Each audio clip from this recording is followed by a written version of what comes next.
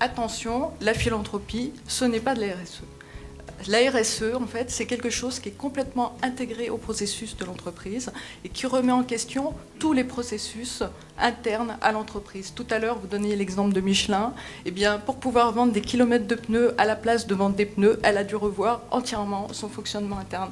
L'IFEC a, je crois, une sorte de marque de fabrique qui est de ne pas hésiter à traiter des sujets ce que nous estimons stratégiques, mais qui sont parfois assez loin des préoccupations quotidiennes. Je crois que c'est d'ailleurs cette marque de fabrique de l'IFEC qui lui a valu son nom d'institut. Pour moi, l'évolution du RSE, ça a été d'abord kick the box, c'est-à-dire qu'il fallait mettre une croix dans une case.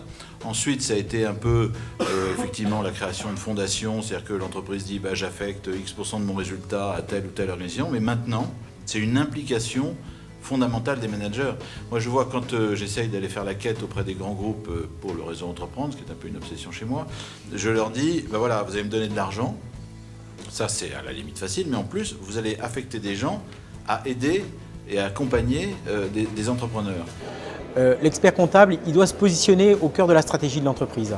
Et en se positionnant au cœur de la stratégie de l'entreprise, eh bien, il aura tous les moyens, toutes les actions pour pouvoir évoluer. Mais pour pouvoir évoluer, l'expert comptable, il faut également que le cadre législatif, le cadre fonctionnel de la profession comptable évolue.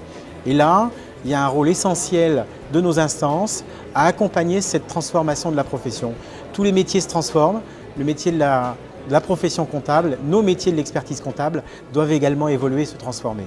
Alors moi, je ne suis pas expert comptable, mais en tout cas, ce que je vois au Conseil économique, social et environnemental, à travailler avec toutes les parties prenantes donc, du monde de l'économie, je fais partie de la section activité économique, commence réellement à travailler tous ensemble sur à partir de quoi et qu'est-ce que ça veut dire créer de la valeur. Et donc, évidemment, je ne peux faire qu'appel à votre expérience et à votre profession pour justement revisiter, non pas s'effrayer, mais revisiter ce que c'est que la création de valeur aujourd'hui. Aujourd'hui, on a une campagne électorale, on a un programme électoral, on a un programme de gouvernance. L'IFEC est un parti de gouvernance. L'IFEC, ça fait 50 ans qu'il a en son sein fait naître des personnes qui ont marqué des grandes évolutions de la profession. Et aujourd'hui, ce sujet qui nous a animés dans ce colloque démontre notre vision, la vision que nous avons d'un expert comptable dont le rôle est d'être plus stratégique dans son accompagnement. Moi, mon entreprise, je veux dire, le regard de mon banquier a vraiment varié en fonction de la gueule de mon bilan. Il ne s'est pas trop intéressé de savoir si je faisais beaucoup d'heures de formation pour mes collaborateurs, est-ce que j'étais au-dessus des quotas nationaux, est-ce que j'avais mis en place la GPEC, est-ce que je faisais du lien avec la ville, est-ce que j'étais engagé dans une procédure d'environnement. Enfin, ça ne lui parle pas du tout, quoi, hein. Par contre, c'est sûr que dès que je suis en plus, ça va mieux au niveau des prêts, quoi. Donc il y a quand même une sorte de pragmatisme au niveau de l'écosystème, et vous-même, dans votre profession, en êtes les acteurs. À l'IFEC, on a toujours eu l'occasion de réfléchir et de travailler sur ces sujets-là. On a monté des cycles de formation sur l'évaluation de l'entreprise au travers de son capital immatériel, sur la mise en place des outils de la RSE, des outils de gestion, de management de la RSE. Et donc l'IFEC a toujours su accompagner cela.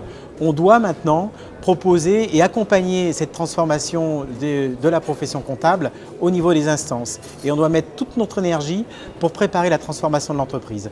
Et à l'IFEC, nous avons tous les éléments pour nous permettre d'anticiper ces évolutions. Si je reviens aux experts comptables, c'est aussi comment je définis, par rapport aux PME, comment je définis une stratégie de RSE pour les PME. Qu'est-ce que ça signifie? Donc ça veut dire que derrière, il faut s'être informé sur, par exemple, à travers l'ISO 26000. L'ISO 26000, c'est un outil qui permet de définir ce que c'est que la RSE, qui permet en fait de définir des domaines d'action.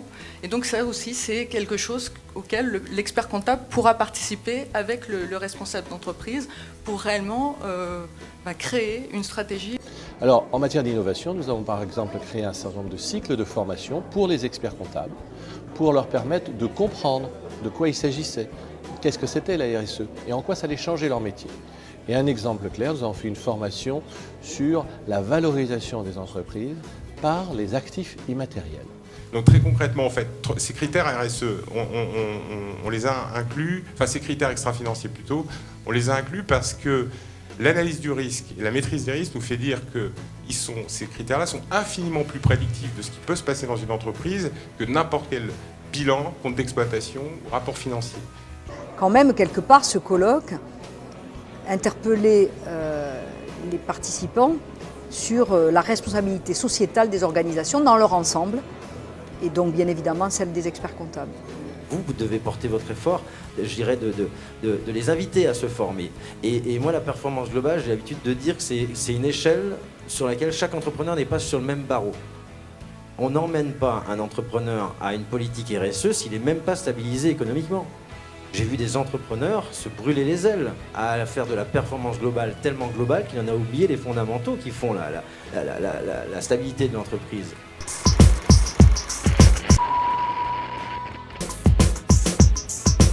Je suis aussi extrêmement heureuse que nos intervenants de très grande qualité aient eu un ton très libre et nous ont interpellés. Vous nous avez parlé des entreprises petites, vous nous avez parlé des managers qui sont nos interlocuteurs. Et donc la RSE, ce n'est pas un problème de société qui sont aujourd'hui dans un schéma d'obligation. Quelqu'un a dit lors de cette table ronde, tout ce qui va venir par un système d'obligation, c'est mal vécu. Il y a quelque chose qui a été dit aussi, c'est le moment. C'est maintenant qu'il faut y aller. C'est maintenant qu'il faut y aller et c'est maintenant que les chefs d'entreprise vont y aller parce qu'on a des tas de choses à réinventer. Et on s'aperçoit qu'une nouvelle fois, tous ces acteurs nous remettent en lumière et nous avons à saisir la balle au bond sur l'ensemble de ces métiers. Le deuxième élément que j'ai retenu, c'est que la RSE, ça doit être un levier de croissance. Et ce n'est pas un outil marketing. Je crois que j'ai entendu ça pendant un moment. Ah, les experts comptables, ils savent très bien faire. Parfait, encore heureux. Ça, c'est l'image de marque, je dirais, connue. Mais à quoi je sers? Les cost killers, ils descendent de tous les comptes aujourd'hui. Ils disent, là, vous faites des économies, là, vous faites des économies. Là, vous allez d'ailleurs faire des économies sur la ligne assurance. Et puis, ils s'arrêtent sur la ligne des honoraires aussi. Voilà. Et ça, si on est uniquement un coût, eh bien, on a du souci à se faire. J'ai une formule, moi, que j'utilise avec mon expert comptable, mais vous ne perdrez jamais la comptabilité. Vous êtes comptable de formation. Voilà. Ce que vous allez perdre, c'est l'expertise. Moi, je lui dis, si j'ai besoin d'un comptable, j'ai besoin d'un expert comptable. Donc, sois expert. Et l'expert, il doit en tout temps être adapté au monde qui l'environne, aux nouvelles réalités, il doit savoir anticiper. Il doit être en veille, donc. Votre challenge, votre défi à vous, face à ce monde qui se transforme et qui va continuer de plus en plus rapidement à se transformer, c'est de rester des experts, donc de vous-même être avant lui au goût du jour, déjà en termes d'outils, de systèmes d'information, ça c'est évident, mais surtout savoir anticiper pour lui.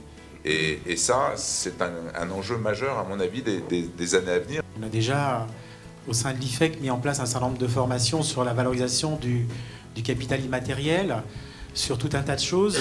Mais tout ça, c'est pas pour se faire plaisir ou ce sont des nouveaux métiers pour considérer que nous sommes high-tech ou nous sommes avant-gardistes. Non, non, ce sont des éléments qu'on doit pouvoir mettre en lumière pour le bénéfice de la croissance de l'entreprise. Le troisième élément, c'est l'anticipation. Je crois que c'est madame qui nous disait, effectivement, on doit être au cœur de l'anticipation, chef d'entreprise, expert comptable, l'ensemble de ces personnes qui entourent le chef d'entreprise, l'anticipation sur les défis, la croissance et les opportunités de l'entreprise. Et nous, j'ai un seul message à dire, ne laissons pas les chefs d'entreprise tout d'un coup se retrouver en face d'une profession alors qu'on nous interpelle, où ils seraient davantage que nous, et où nous serions, ce serait plutôt eux qui nous apprendraient que l'inverse. Il faut qu'on s'ouvre, qu'on soit curieux, et je pense quand même, Philippe, qu'on a une révolution culturelle à faire. Mais on va la faire.